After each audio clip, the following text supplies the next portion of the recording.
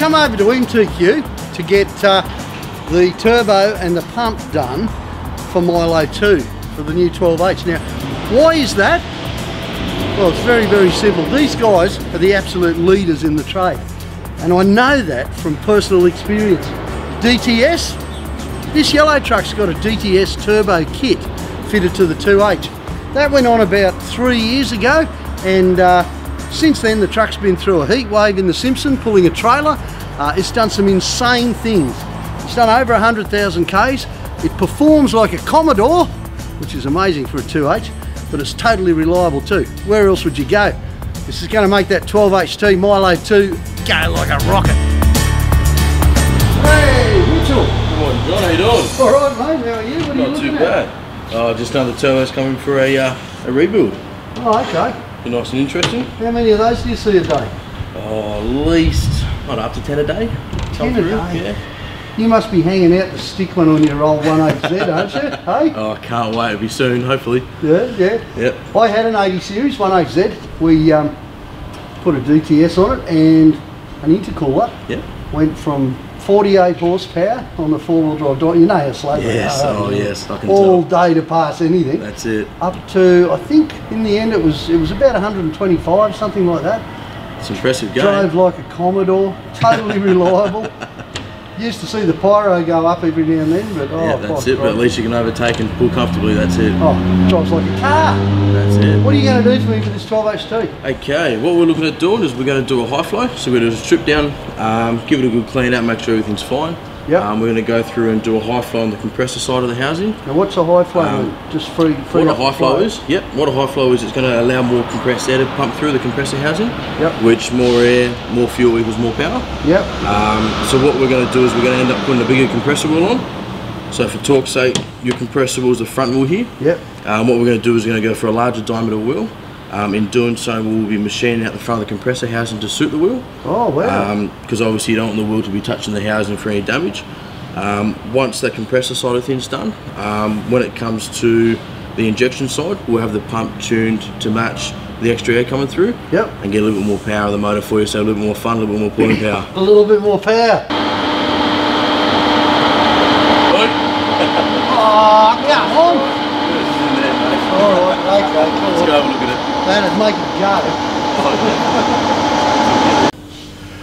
Well, this is it. It looks a little bit dead. How did it check up? Yeah, it checked up alright. Overall, it looks fine. What we'll do is we'll go through, we'll check the actuator, make sure the actuator is actually working. Actuator, that's for the wastegate? That's for the wastegate, yep. That's what opens the wastegate. So what's that actually doing, for the sake of people who don't know what that does? What does it do? What it does, it relieves the excess pressure that's in the system there. Yep. And causes the turbo not to overspool. Ah, this is the bit that Nissan can't get right there, is it? Is this the one that eats all the 3 litres? You're not saying anything there, are you? Come on, you're a Toyota owner, you can get away with it. And what have we got over here? Okay, this is the feed for the actuator. So this actuator is actually boost operated. Right. They either have boost operated, vacuum operated, or the newest Toyotas are running stepper motors on them now. Oh, so electronic actuated. Electronic actuator. Oh, that'll last for years and years, won't it?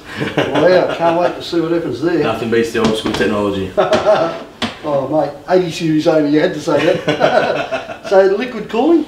Yes, yep, so all cooled. We'll go through, we'll check all the internal bearings, we'll make sure there's no cracks or any imperfections in the housings. Yep. Front and rear.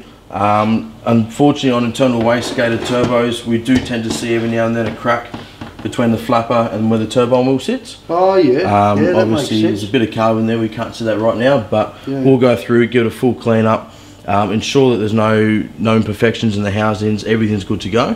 And that's when we'll go through about replacing the compressor wheel, the bigger comp wheel, we'll machine out the housing, we'll ensure the journal bearings and everything's fine in it, and give it a nice big overhaul.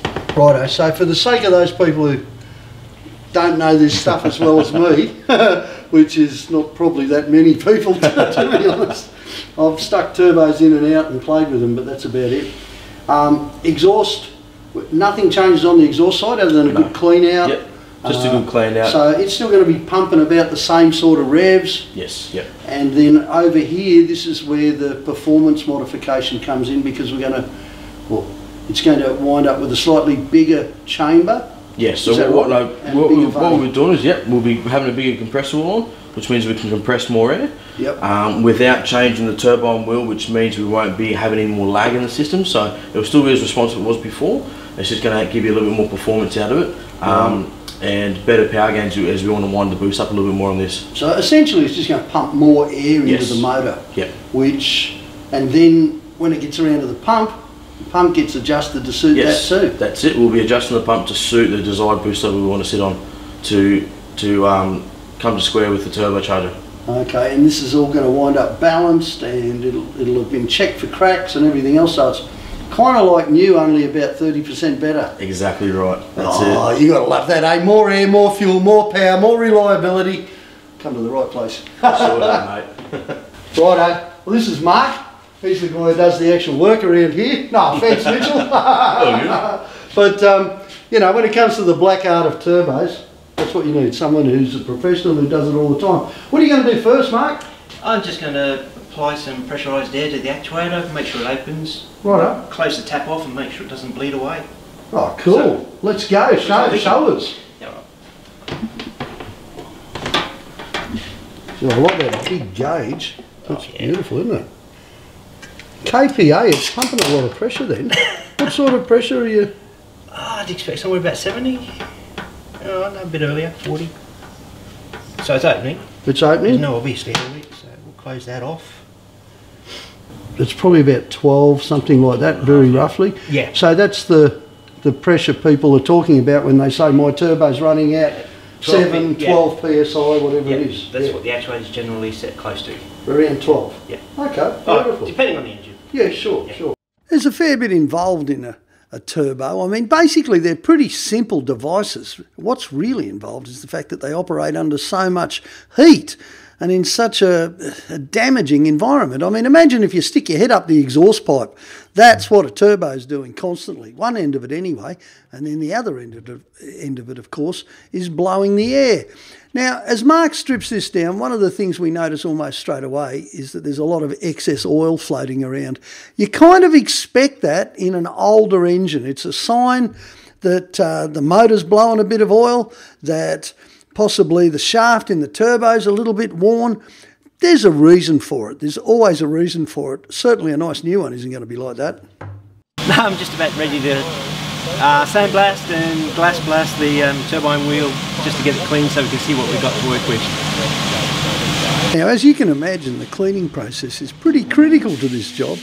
This is also Mark's first chance to have a look and see what it's really like. Now, before long, it's been through a hot wash to get off the oil, it gets sandblasted, and then it gets glass or bead blasted just to finally get it looking beautiful. It's quite a job, as you can imagine, you know, and it has to be done really thoroughly. It's crucial to the whole process to make sure that everything in there is spotlessly clean right from the start. And this, of course, is when Mark gets to have a really good look at things too. Now, you can see it in its various components here on the way through, and at each stage, Mark's having another look just to see what's going on. Finally, it'll get dipped in a solution to seal it up and prevent the rust. And then there you've got it, the whole lot ready to go. I'm just going to give a shaft a light polish with 600 wet and dry, just to clean off all the dirt and general imperfections. How's our shaft look? Is that all right? So far so good. Okay. I haven't noticed any cracks. So this is one of the things about the service MTQ offers. If this is all right, it doesn't get replaced, which is going to save you some money, right? Yep. Yeah. All about saving money. You can spend more on fuel, especially when we're going faster. Yep.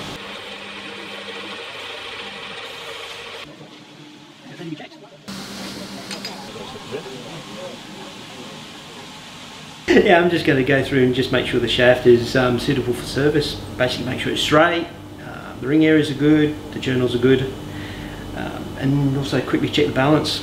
Now Mark says quickly check the balance, but you should have seen the number of times this thing went back and forwards. A little bit of plasticine here, a little daub there. the strobe telling us where it needs it. When you've got a shaft that spins at tens of thousands of revs, it's absolutely crucial that it's spotlessly clean and that it's perfectly straight. So how far out of balance was it? On there was about six on the scale, which is 6 times tolerance what you're allowed. So we're down to almost nothing.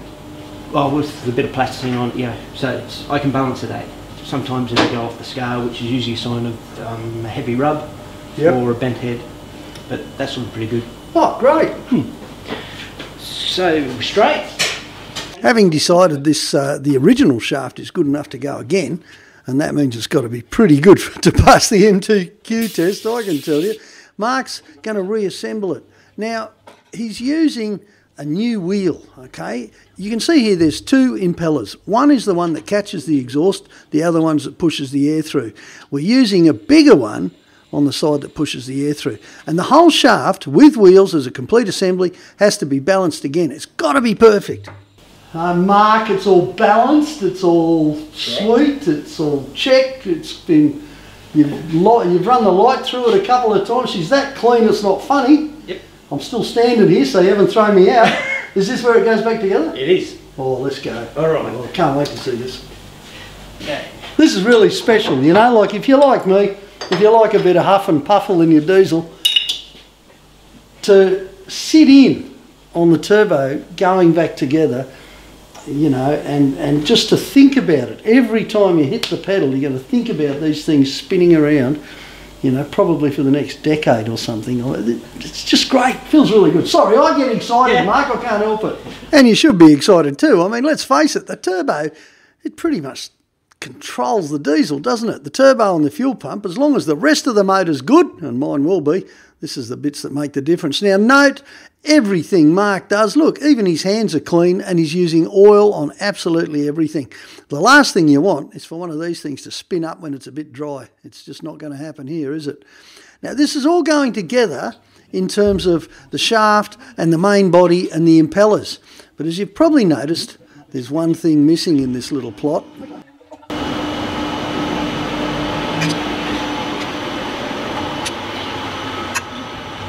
Mark, what's it doing? What's this machine?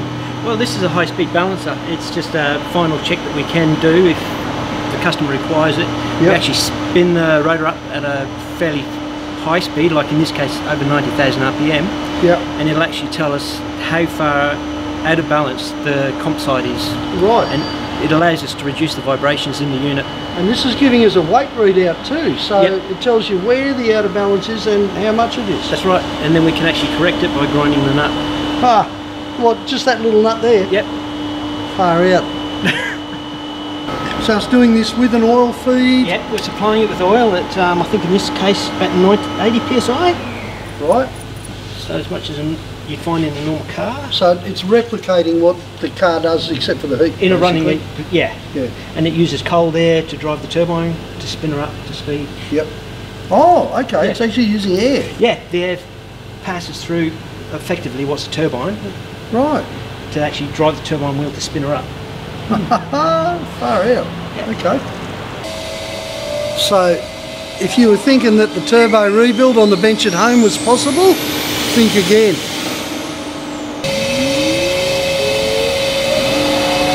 Ready for a run?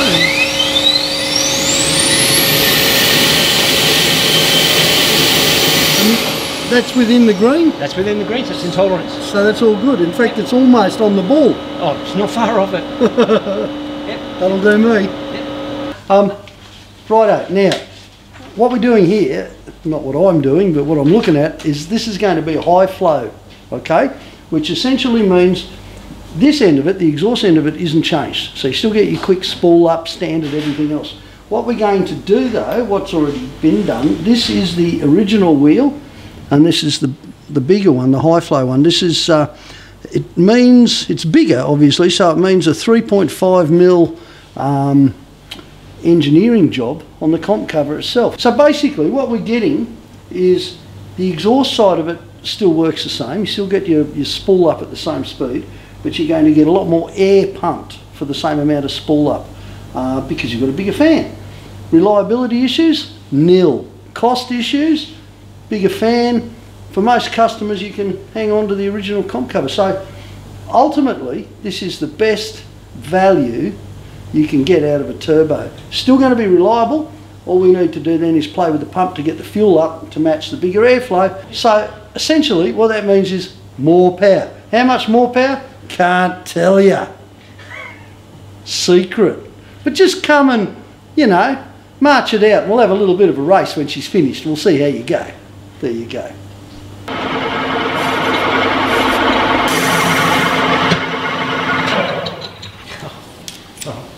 What are we looking at? 2,000. 2,000? Yep. 2,000. All through this job I've just been impressed with the way Mark handles things. Now obviously he's been rebuilding turbos forever, but get a load of this on the lathe. I mean, he knew almost exactly where to do it, but as with everything he does, he was checking every step of the way.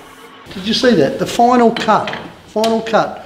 Well, it's a 2,000, but 1,000 on each side. That's about a cigarette paper, okay? Wow, I'll tell you what. And you know the difference between men and boys? Big tools, and this is a big tool. What we got here is the old compression wheel, and by putting it in there, see that? Straight away you can see how much more air the new one's going to blow. That's beautiful, Mark. Thank you very much. Welcome. Wow. So we've just finished putting it together for you. Okay, I'm happy with that. Power.